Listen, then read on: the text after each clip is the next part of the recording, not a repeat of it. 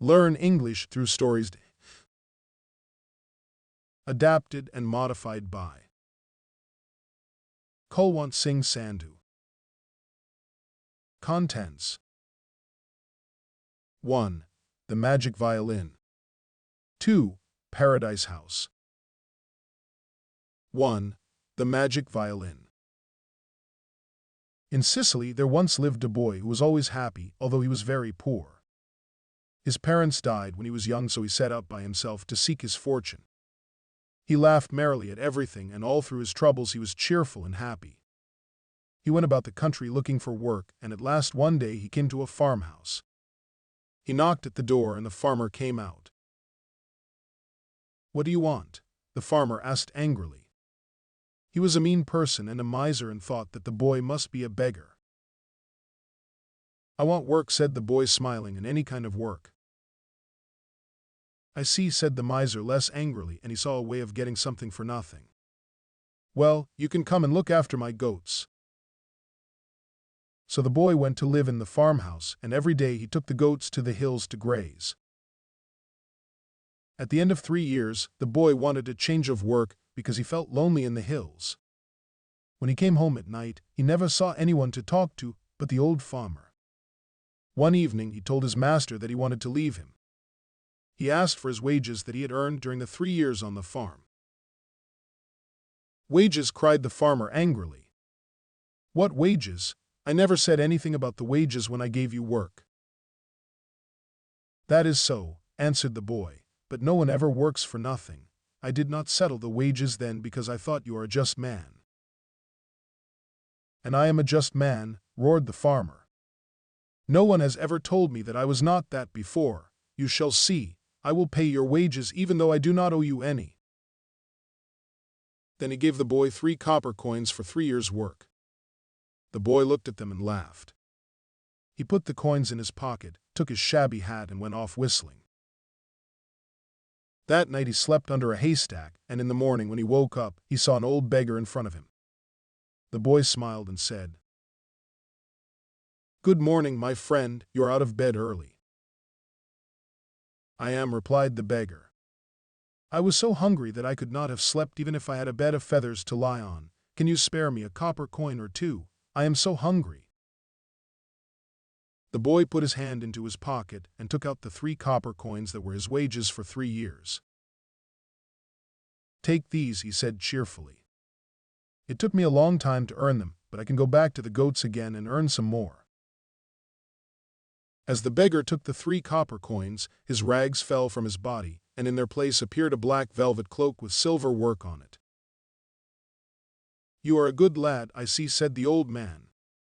"I am not a beggar. I am an angel. I can grant you 2 wishes. What do you want?" "I can grant gifts to those who deserve them." The boy thought for a moment and said, "I would like to have a violin which plays music to make all men dance, and a gun that will always hit the thing at which I aim." The old man smiled, and at once from beneath his cloak he brought out a violin and a gun. He gave them to the boy. "May they bring you the happiness that you deserve," he said, and disappeared. The boy made his way back towards the farm where he had worked for 3 long years for 3 copper coins, and just as he went near the gate, a bird flew up from a field. At once the boy aimed at it with his magic gun and, of course, hit the bird. As the bird fell, the farmer came out of the house and went to pick it up. "That is mine," he shouted. "Certainly," answered the boy. "But you may only have it by dancing for it." "I will have none of your rudeness, you rascal," shouted the farmer. But before he could reach the bird, the boy began to play on his violin, and the farmer had to dance. He danced, and the boy would not stop playing. "Stop!" shouted the tired farmer. "Stop! Oh, please stop! I will give you 1,000 pieces of silver if you only stop." "Let us go and fetch them first," said the boy. So, still dancing, the farmer went into his house and took the silver coins from beneath a board in the floor where he had hidden them, and the boy played on and on. It was only when the farmer held out 1,000 pieces of silver to the boy that he stopped playing the violin. Then he went on his way, but the farmer ran before him into the village and told the police that the boy was a thief. The magistrate sent out the policemen, and they soon caught the boy with the 1,000 pieces of silver that the farmer said he had stolen. In those days in Sicily, the punishment for stealing was death. It seemed impossible for such a poor boy to have such a large sum of money, so he was sentenced to be hanged at once. The boy asked the magistrate to let him play the violin before he was hanged. The kind magistrate allowed him to do so. The farmer cried out in alarm when he saw the hangman give the violin back to the boy and shouted to the magistrate, "He must not play! He must not play! Oh, do not let him play!" But the magistrate only smiled and said, "It can do no harm. Let the poor lad play the violin for a few minutes. He is too young to die." So the boy began to play the violin. At once the magistrate and the hangman and the farmer and all the people who were gathered in the marketplace to see the poor boy being hanged began to dance. They danced, and while the boy played, they could not stop dancing. "Oh, oh, oh!" the magistrate cried. "I cannot go on, I cannot." But he had to dance because he could not stop. "Make him stop," cried the tired farmer. "Make him stop. He can have my 1,000 pieces of silver if he stops." I shall die, cried the hangman. "I can dance no more, make him stop." But the boy played on, and the magistrate and the hangman and the farmer looked like dead people dancing, for they had no strength left in them, but they could not stop. At last the magistrate cried, "Stop, boy, stop. You shall go free. The farmer gives you 1,000 pieces of silver, and I give you your freedom." "Very well," said the boy, "tell the hangman to fetch my gun and silver pieces, and I will stop." So the hangman danced away to the courthouse where the silver and the gun were kept.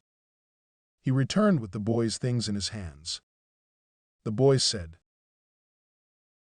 "Tie the gun to my belt and put the money in my pockets, because I trust no one any more. I shall not stop playing until I have that which is my own, and I am too far away from you to catch me again." When the gun was tied to his belt and the money was in his pockets, he began to walk away, but he still played the violin because he would not trust them. The farmer and the magistrate and the hangman kept on dancing in the marketplace until the sound of the violin had died in the distance. Then they fell on the ground because they were all very tired. But the boy went on to find his fortune with his violin under his arm, his gun on his back, and the 1,000 pieces of silver in his pockets. 2. Paradise House. Jamna and Kurmu Mehra lived in Chandigarh. Jamna worked in a school as a cook. She enjoyed this work. She loved cooking, especially because many children from poor families were getting a decent meal at least once a day. It was not only a job she did, she also worked in a sewing factory, 4 hours a day, including Sunday. So she was very busy. Even though she was 28 years old, her husband and she had no children. Her husband was a bricklayer. He also worked long hours. Her husband sometimes thought to himself, "I've been building other people's houses for so many years, but I don't own a house of my own." They owned a small plot in their village. Jamna always said, "One day we will build a house like a dream." She was good at saving. On Sunday, sometimes she worked 10 hours at the factory. She brought leftover food from the school kitchen. So she was not spending much on food. Her husband used to smoke and drink, but now he gave up everything. He said, "I will drink in a house if only I own that house." As luck would have it, one day, Jamna received a letter. Babu and Sons Solicitors, 432 Paradise Complex, Sector 22, Chandigarh, May 10, 20. Dear Mrs. Jamna Mehra, I regret to inform you that the late Mamta Mukherjee has passed away. In her last will and testimony, she stated a wish to give her main residence to you, namely Summer House, near Shimla in HP. Please contact me at the above address at your earliest convenience. Yours sincerely, Mr. Ramesh Bobu. Jamna made a cup of tea and sat down. She reread the letter. Summer House was a beautiful, big house in the countryside where she used to stay when she was a little girl. Her aunt, who had been like a second mother to Jamna, had worked for Miss Mukherjee as a housekeeper and had lived in the house for many years. Miss Mukherjee had let Jamna stay with her aunt in the big house every summer as she knew she was a sickly village child who was often ill and would get healthier in the fresh country air. Jamna had long, wonderful summers in the countryside, and she used to look forward to returning there all year. It was like paradise to her. She made friends with the children in the village, and they spent the warm summer days playing in the woods near the house, swimming in the river, and having picnics. While she was staying in the house, she had not seen Miss Mukherjee very often, just at the beginning of the holiday, when she arrived from village, and before returning to village. Her aunt would lead her to Mrs. Mukherjee's sitting room, and she would thank her for allowing her to stay. She had not seen the house where she had had such a happy time for more than 20 years. It was just unbelievable and wonderful that now it was hers. Is this the house, Jamna? Kurmu was standing in front of some tall metal gates looking at the front of Summer House. The old house still looked beautiful but needed repainting and improvement. It's very big. I count 12 windows just on this front part. Yes, I know. I told you it was big, and look at this garden, the lawns and the fountain. Jamna looked at the red, white and yellow rose gardens. Mrs. Mukherjee had always had roses near the front of the house. They went inside the house. There was a spacious kitchen and scullery, a huge dining room, sitting room, study, conservatory, drawing room, 8 bedrooms as well as rooms for dressing. From the bedrooms there were views of the surrounding countryside. We'll have to paint it, Jamna, before we try to sell it. It must be worth a lot of money, though. Jamna did not answer Kurmu at first. Jamna?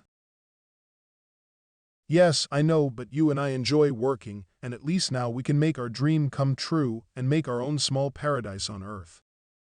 Kurmu looked around. The sun was shining on the lovely garden, and around the house were woods, hills, and even a lake. It was like a paradise. He understood why Jamna loved it so much. He put his arm around her shoulders. Perhaps we could, Jamna, perhaps we could. Jamna, I have to change my profession, from a bricklayer to a painter. Oh, my dear husband, at least you will be painting your own house, and you would be able to have an odd drink now and then. Oh, my dear wife, it is too big a house for one person to paint all of it. I think we need helpers, you know what I mean, children. Oh, my dear husband, do you mean our own children? Asterisk. They had 3 children and all lived very happily. Asterisk.